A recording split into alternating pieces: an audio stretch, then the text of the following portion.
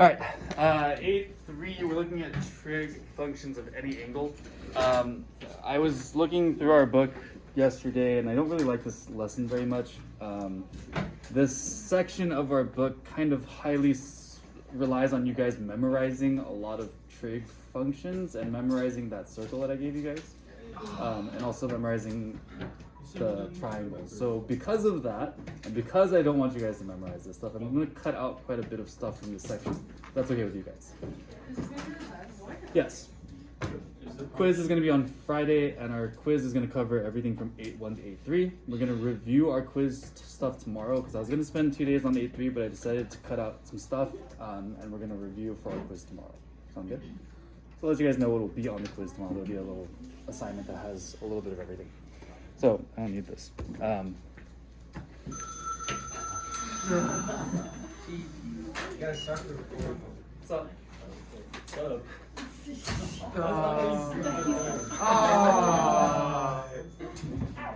Mr. Sa?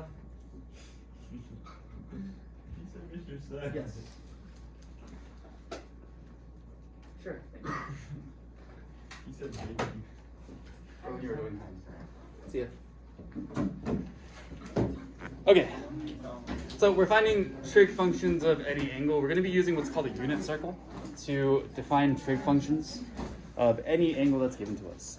So typically when we're doing trig functions, we had a triangle, and we use that triangle to identify what's our opposite, what's our adjacent, what's our hypotenuse, and we would write our trig functions like that. What we're doing today is we're going to be given a point instead of a triangle.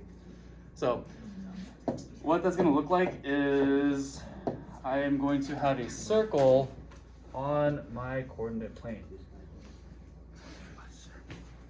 And on that circle, I'm going to have a point, and this point is going to be labeled as x, comma, y.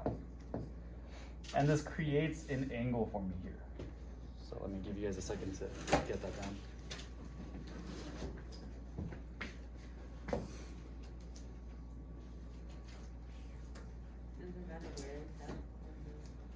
The point? Not really. It's just example purposes.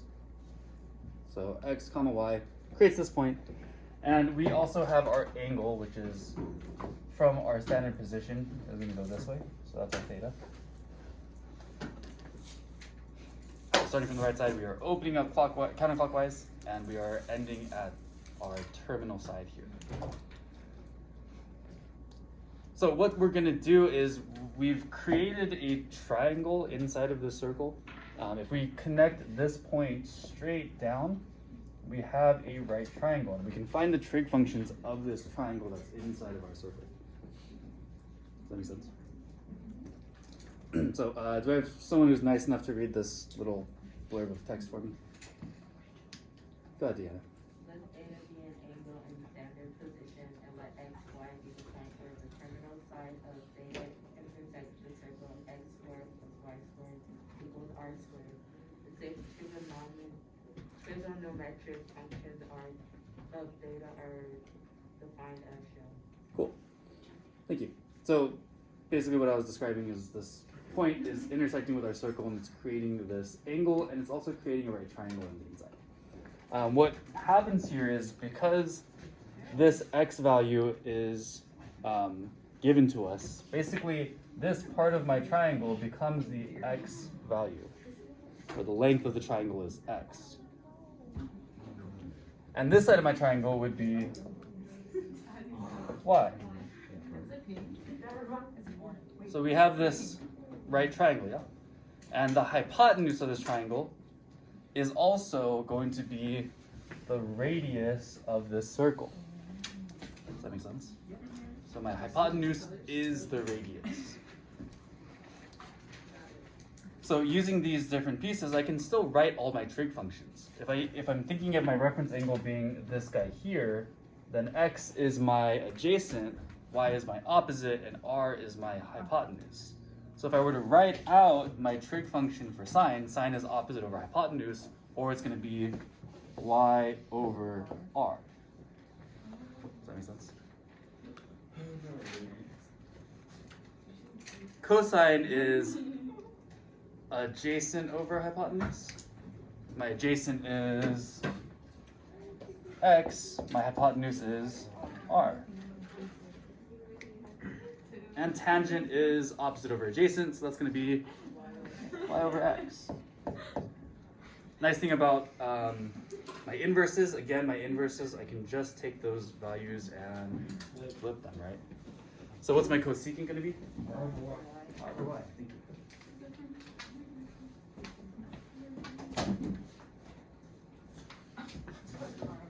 R over y, secant is r over x, and cotangent is x over y. Not bad?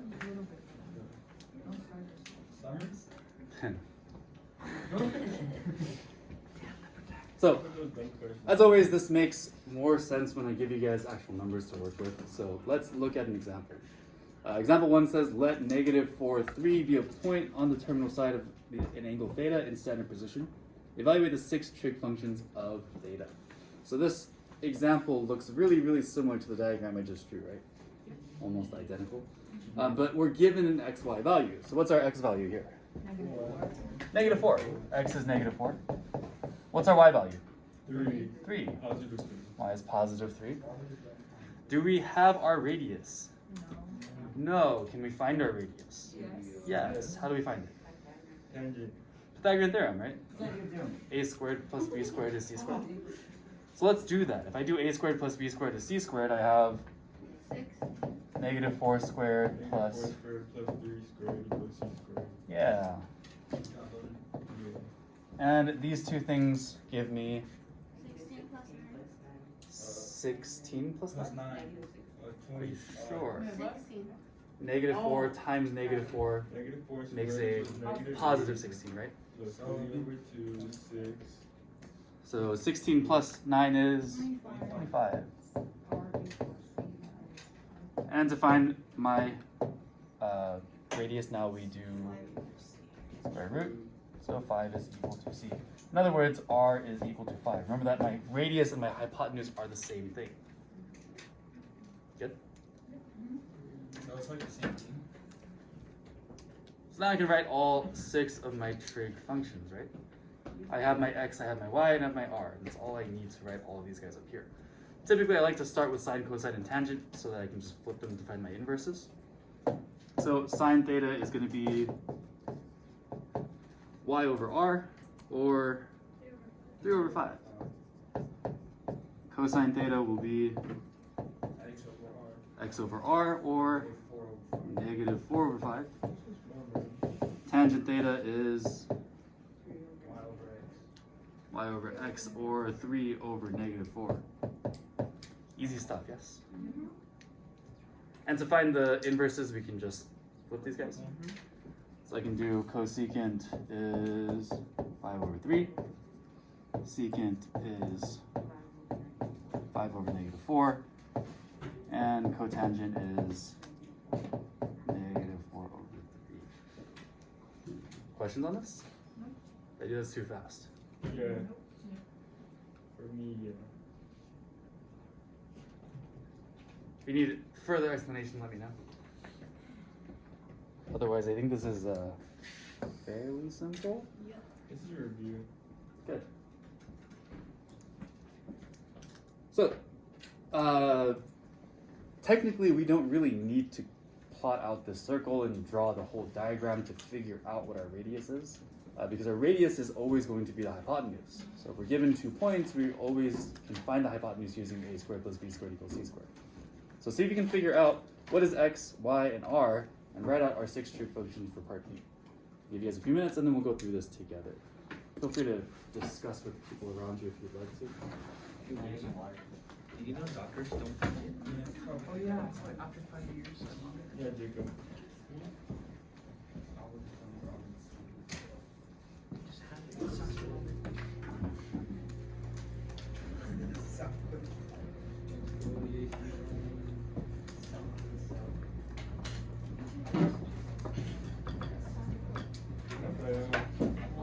Where are you?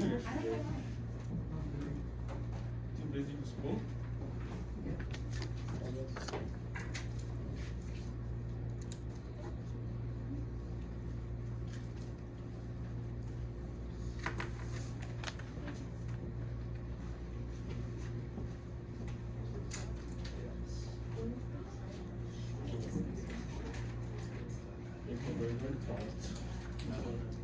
Let's go together.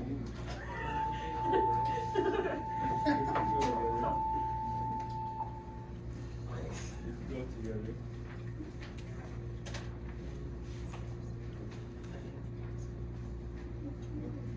Where do you go to, bro?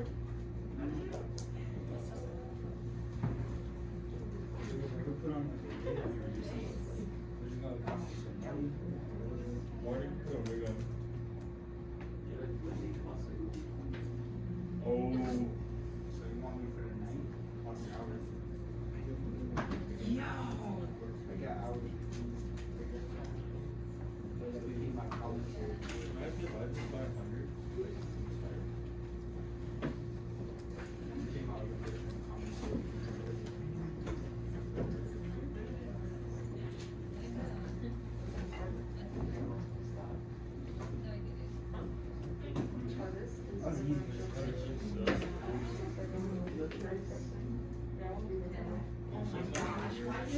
You got this or something? I know.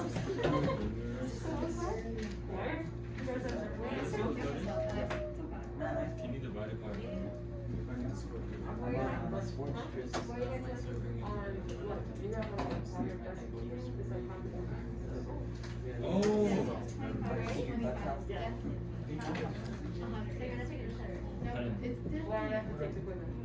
Okay. I think we've got this. See some of the same things going on, so I want to kind of discuss this really quick. What's my x value? 8. X is 8. Y is -6. y is -6. What is my r value? 10. How did we get 10? Diagram theorem. Oops. So I've got 100 equals c squared, and then c is 10. Do I need to explain this further? I think we got this, right? If we're not sure and you want an explanation, give me like a, so I can go through it with you guys. All good? Okay. So we have these three pieces. Now we can just plug them into our trig functions. So sine is going to be -6/10. Can I reduce this? Yes. Yes. Yeah. This reduces to -3/5, right? If I do cosine theta, I get 8/10, or that reduces to 4/5. And why do I keep doing this? Tangent theta is -6/8, which reduces to 3/4. You have to reduce it. Yes, we do have to reduce them. Oh my god. This is an honors class. Yeah, should reduce Don't your you still have to fractions. reduce it in the CP class too? Huh? You still have to reduce it in the CP class? Yes. So what's the difference?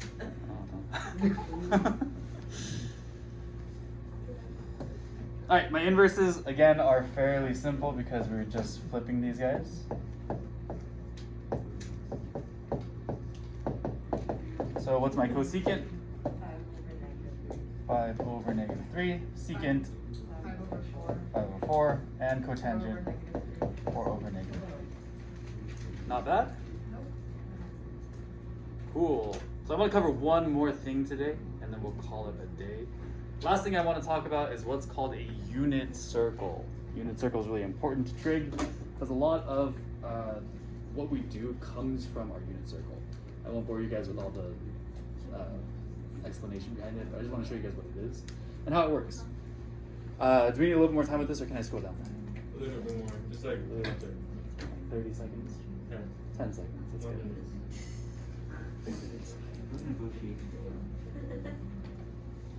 You get me to buy anything. You get me to buy anything. Who? I'm going to say. Mr. You ever forget this is a honors class, like your CP class is the CP class?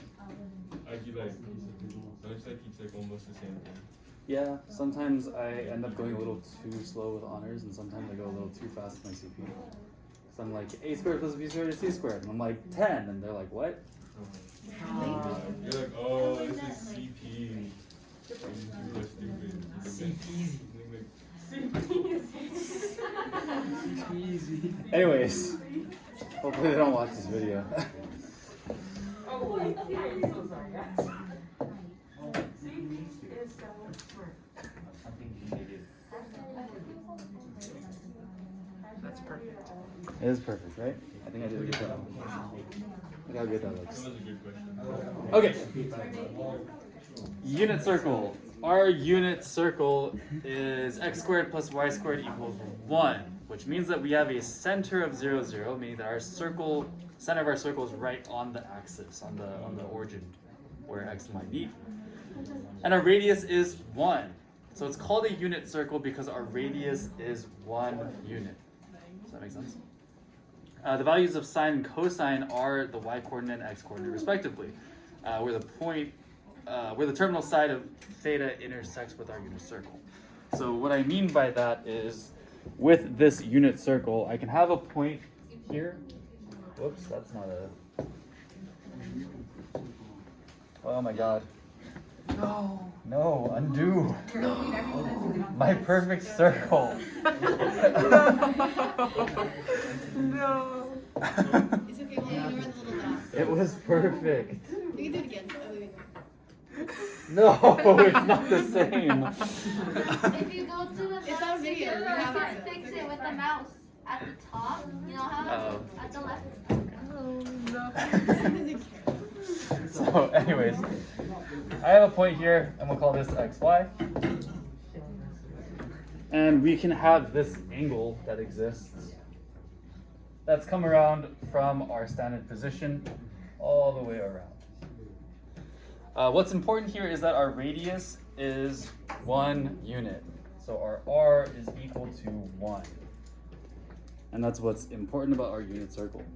So that means that when we hit certain parts of our unit circle, if we draw out coordinates, then we get some special pieces here.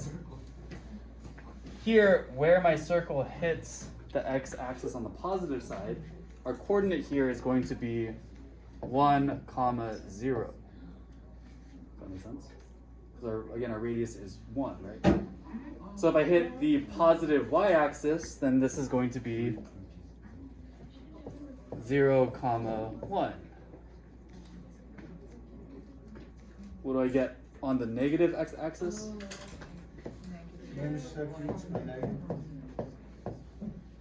This point here, because my radius is 1 unit, that means that from the center, I went 1 unit on my x-coordinate, and I haven't moved anywhere on the y-coordinate, so I get 1, 0. Up here, again, this is 1 unit, so it's basically a 1 all the way around. Does that make sense? So that means that this point down here is going to be 0, -1. Okay?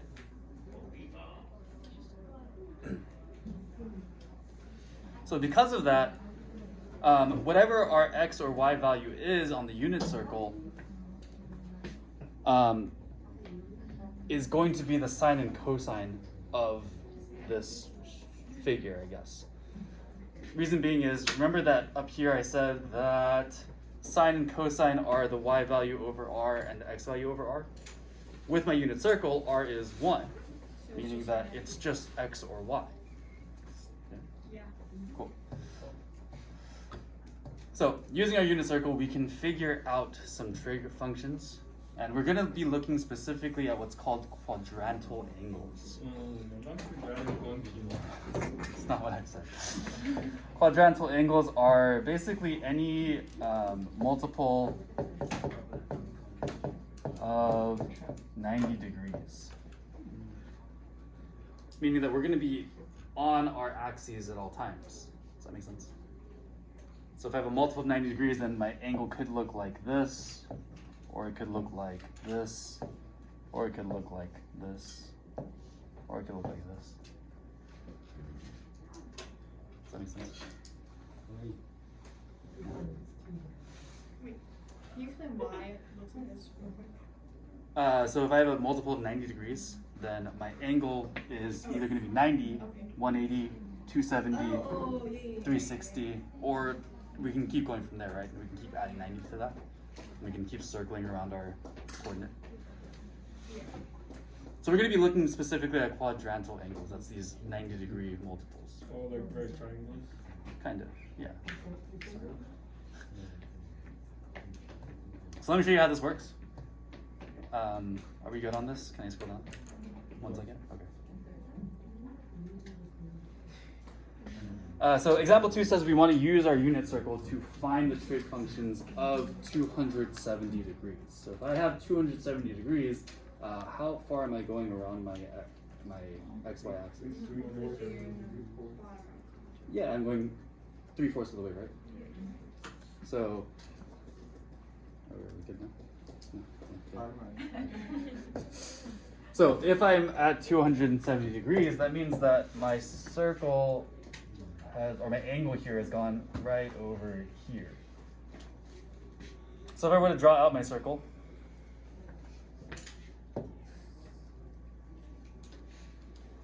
which point am I dealing with here? So how do you guess the perfect circle? There's a circle tool. Oh. Which point do I have here? 0, -1. 0, -1, right? So we're going to be using 0, -1 to figure out what my trig functions are. My radius again is what? 1. We know the radius is 1 because it's a unit circle. So that means that x is 0, y is -1, and my radius is 1. So we can write out all of my trig functions now. Yeah. Remember we said that sine was y over r? So sine is going to be -1 over 1, or we can just say it's -1.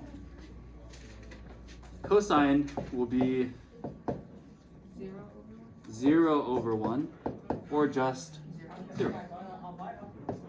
And tangent is 1 over -1. 1. Oh wait, no. y over -1 over 0, right? Can we do -1 over 0? Undefined, right? Because we can't have a 0 in our denominator. It doesn't work. So this is going to be undefined. Does that make sense? So finding my inverses, if I find my cosecant, if I flip this around, this ends up being the same thing, right? 1 over -1 is still -1. If I flip around cosine and I find my secant, what happens here? Undefined. It becomes undefined because I have a 0 in the denominator, so this is undefined. And my cotangent would be 0 over -1, or just 0. Not bad. This is we have a sleeping beauty.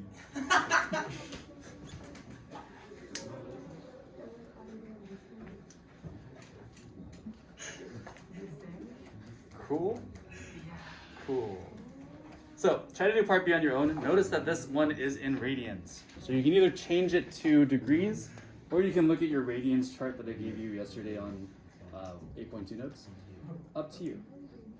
And try to figure out what our 6 trig functions are.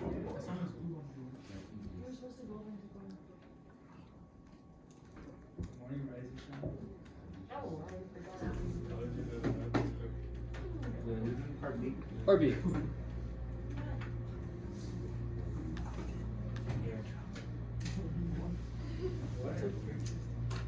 No. Yes. What?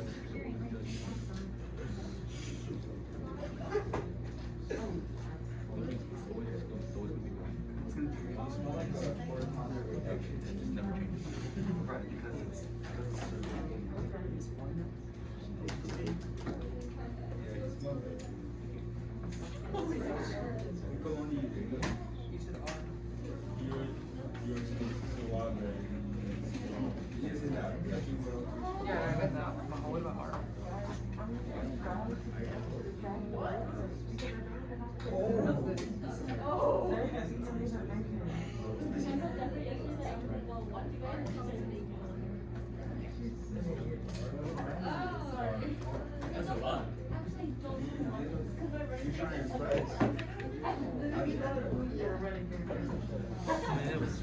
I'm happy to see her run. Oh, This guy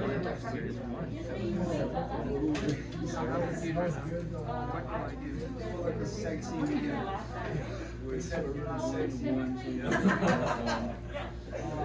But like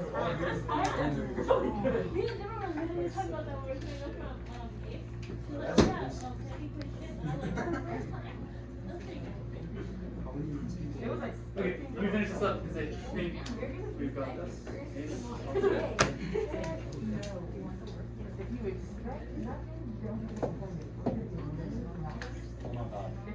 Whoops.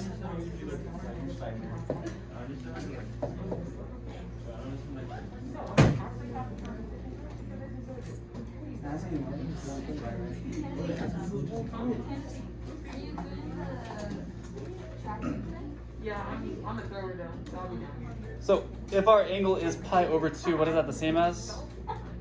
90 degrees. 90 degrees. So our point is going to be right up top, right? 0, 1. And our xy is going to be at 0, 1. 0, 1.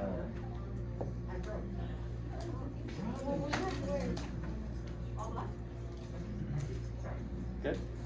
Does that make sense? So x is 0, y is 1, and my radius is 1. Again, because we're using a unit circle, it's always going to be 1. Oh, it's always 0. When we're using the unit circle, radius is always 1. With those other points, we have to find our radius. Oh, okay. So how do I write my 6 trig functions? Sine is 1 over 1, or just 1.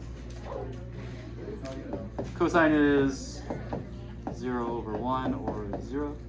And tangent is 1 over 0, or undefined, right? Oh, actually, no. So for the coordinate, it's whatever side the line is in. So pi over 2 is 90. Pi over 2 is 90 degrees. So 0. Mhm. Cool. Yes. For the trig functions, I don't understand like when you like put the numbers in, like even like the 1. You're like I don't understand how to get all. That's so you have to like remember that. You can refer to this. You don't have to memorize You it. just But... have to like look at the values. So you want to know what x, y, and r are, and you plug them in. So that's why I write x, y, and r at the top here, so I know what I'm plugging in. And my inverses, oops, that's not right. Cosecant would be 1, secant would be undefined, and tangent, or cotangent would be 0. Wait, why is secant undefined? Because I can't have a 0 in the denominator. Oh. If I flip this one, it becomes 1 over 0. Other questions? Cool, easy stuff. Okay, don't forget to write a summary. This is the end of this notes, so you guys can turn it in. Oh, wow. A short one.